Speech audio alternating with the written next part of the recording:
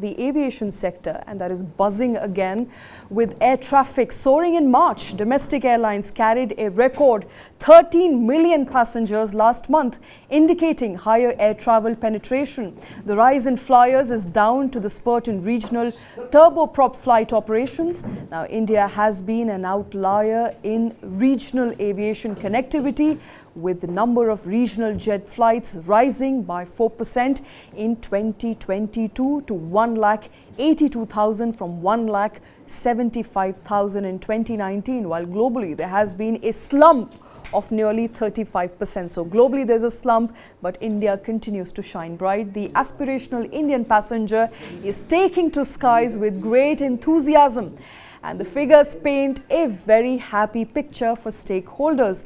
After Air India's mega deal and plans to create world-class hubs, the aviation sector is making the right noises here in India. My colleague Soumalya will be joining us very, very shortly. But remember, it's a very important story here for India, as more passengers are taking to skies, even if globally there is a slump of nearly 35%.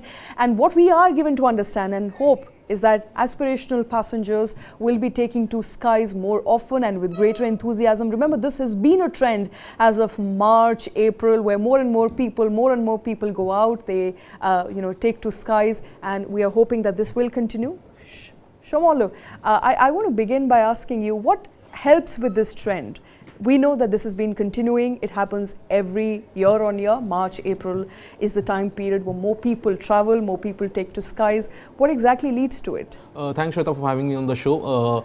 There's been, obviously, it seems that the pre-COVID, so the post-COVID blues are right now for the Indian Airlines, yes. And we are seeing air traffic back with a vengeance. And a part of it is due to the March season, where results are out and people want to go out and visit the holiday places. But the major point here is that the airlines, especially the buzz that is in the sector, it's of a positive environment right now, and the airlines are trying to cash in on it.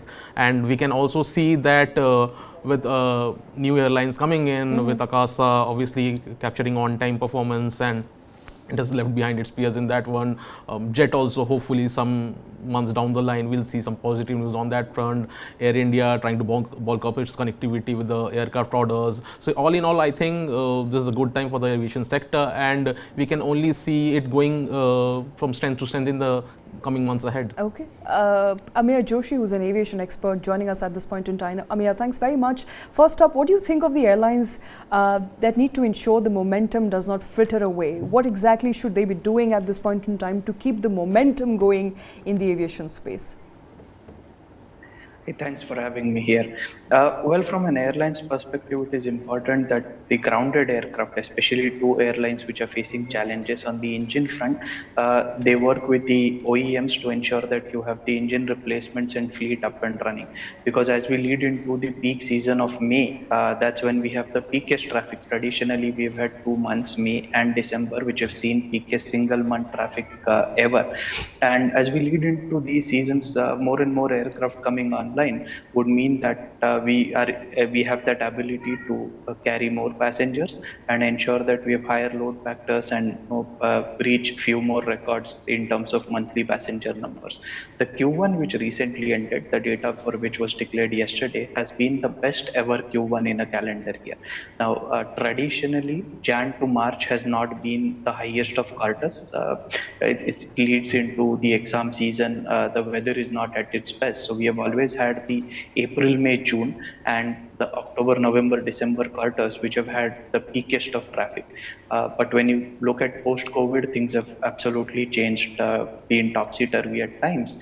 But then we are in a position now where we say that the Q1 is the best ever in the history of Indian aviation. Okay. Why do you think that has happened, Ameya? Yeah. What has led to that? We are still looking at revenge travel as one of the prime drivers when it comes to traffic. There has been a return of business travel. There has been a return of revenge travel to some extent.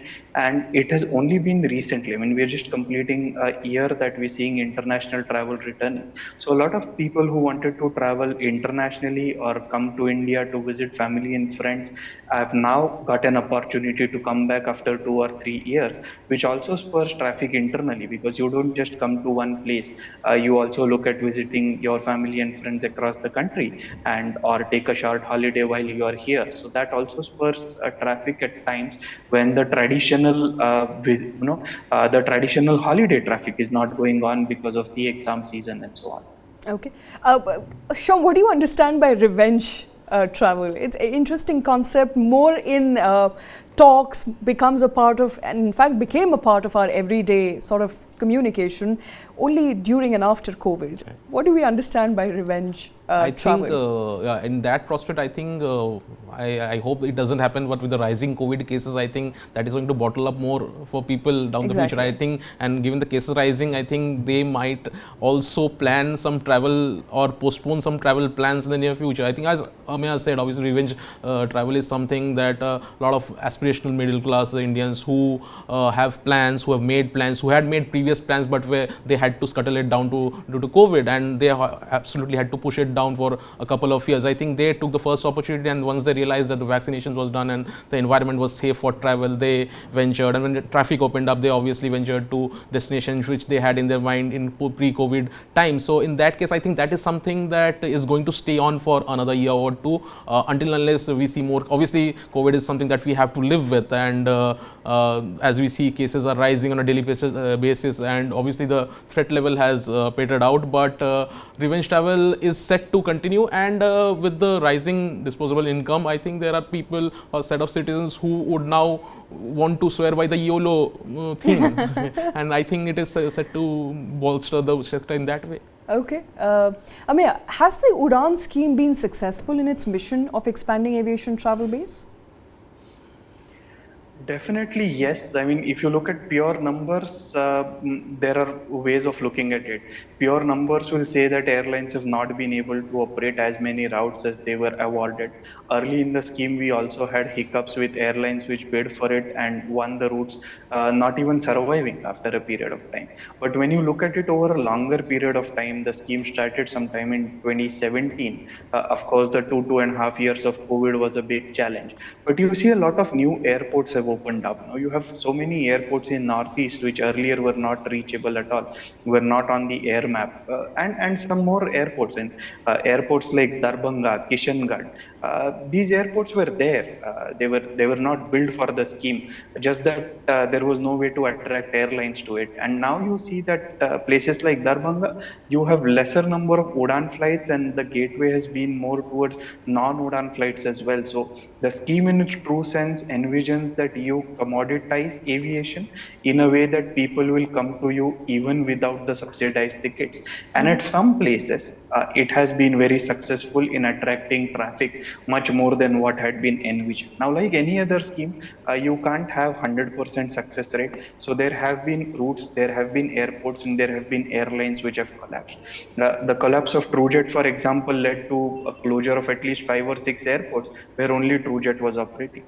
But those are things which will happen with any scheme. So if you look at it independently, where we are looking at how many passengers were added to the network, how did the overall airline network in India grow, it was massive when it came to Udan. You had Indigo break away from its old thought of single fleet, sign up for ATR, and then go into the hinterland just to sign up for Udan, and add passengers, add route network, add stations to its wide network. You had SpiceJet do that. Jet Airways, before it went bust, of course, they also signed up for this scheme and started some new routes. So you have a lot of new airlines, routes, airports coming up because of this. And when you look at it retrospectively, they have been success. Of course, as I said, no, you have short sectors from Delhi which have not been able to continue beyond the 3 years period, where you had subsidy to operate that. But that's because of different challenges. I mean, they're very short. You've really not been able to get people to move from road to air. And no, as we go by what the government keeps saying, the shorter distances will have really good 6 and 8 lane connectivity. So no Udan or no Udan, probably the shorter flights are always going to be in pressure over the next 5 to 6 years as we see improvement in road connectivity. Okay. Shamalu, the story of aviation sector is quite concurrent to the story of aspirational India. An India that looks at flying in the skies, an India that wants to go beyond riding scooters and bikes and taxis on the road. And with the spurt in the number of flyers that we're looking now, what sort of journey are we looking at for aviation sector panning forward? What's exactly prompting more and more people, because as we were discussing, many of the benefits that were given on flight tickets have been taken off, but more and more people continue to aspire to take to skies. I think the point that you said, aspiration, I think that is very deeply connected to with another word called seamless. And if you see, I mean, a major section of the population is right now demanding clean and seamless travel. And I think that is one point where the government has also realized that in its thrust to ensure air connectivity to smaller cities and towns, they have been able to tap a section of the population which is willing to pay more, and in fact enjoy the travel experience, which was not the case with rail travel for a long time. Obviously, they are a premium trains, but they do not connect to every cities and towns in a time that the passenger wants. So, in that way, we've seen air travel come a long way in this country, and it will grow from here on, because the government wants to make India one of the growing hubs in Southeast Asia. Okay, and we are the most populous country in absolutely, the world. Yeah. Today, that milestone we've achieved. I don't know whether I should be proud or not, but absolutely, that helps in keeping the sector throttling ahead. Absolutely. Ameya, there's also been a chatter about India now primed to take on Middle East nations in aviation connectivity. How do you think we are placed? Yeah, I think there is a long way to go when it comes to taking on Middle East, when it comes to connectivity. Air India had just placed an order, so we're still some time away, few years away from getting those planes physically into the country. Beyond that, there are other things. So we need infrastructure. Places like say Dubai or Singapore have very seamless travel between their terminals. So you could really connect between 45 to 60 minutes from one international flight to another, which is missing today in the two large airports in the country. That is something which we'll have to work on. And of course, in terms of quality, it's not quantity, but it's quality which defines how can you post the passenger. So Air India will of course take time to reach the service levels which are competitive enough to take on the likes of Emirates, Etihad and Qatar Airways on this side of the country, and the likes of Singapore Airlines on the other side. Now, of course, Singapore Airlines will have a 25.1% stake in the combined Air India starting next March when Vistara merges with Air India. So there could be a lot of more cooperation coming in. But if you look at it purely from what the passengers expect, there's still a long way to go. Currently Air India is investing time and efforts in fixing what is there in the planes. When we have more planes, we have engineering sorted out, that's when we'll see that change. Okay. Before I let you go, Ameya and Shamalu, as a passenger myself, and I think it's a common experience for all passengers, two things that we look at are cheaper tickets and better amenities. What can the government do at this point in time to make that happen? I think foremost we need more airlines, obviously, as you said, population. Not many players. Yes, absolutely. I mean, we need robust players also. You cannot just have an Indigo or an Air India. We see the likes of GoAir and SpiceJet. They are always in the news for the wrong reasons, fracas with passengers, flights cancellations. I think that is one thing that the government needs to address. I know, obviously, as Mr. Modi said, that it's not the government's business to run an airline. Obviously, that aspect is there. But in a country like Whose India, business is it? Because it's not a money-making business. No, absolutely. I mean, obviously, we are all the aware biggest of of aviation players saying if you want to lose your money, take up to aviation business. Yeah, absolutely. But a country like India, which wants to become an aviation powerhouse, you need more airlines. That's the bottom of the, problem that we need to address. Okay. Ameya? Yeah, I think having more airlines is just part of the problem. We have other challenges. For example, the ATF rates are very high. Now the government has worked with states to reduce taxation on that, but there has been a long pending demand to get it under GST, which has been really pending for a very, very long time. So are we going to move in that direction? What are we doing to ease the congestion at our airports? Because that eats into a lot of time and efforts for the airlines, which translates into cost. So focusing on infrastructure, focusing on reducing cost and taxation and ensuring that we have a level playing field when it comes to the foreign airlines which are coming versus our airlines looking to expand will be the three big things to go forward and be a hub. I would not really agree we need more airlines. We actually need more healthier airlines. So instead of starting from scratch and trying to build a network which can compete with the bigger players, which is very cost intensive, we should look at ensuring that we have airlines which are in the doldrums or not being pushed on the financial side. How can they be stable?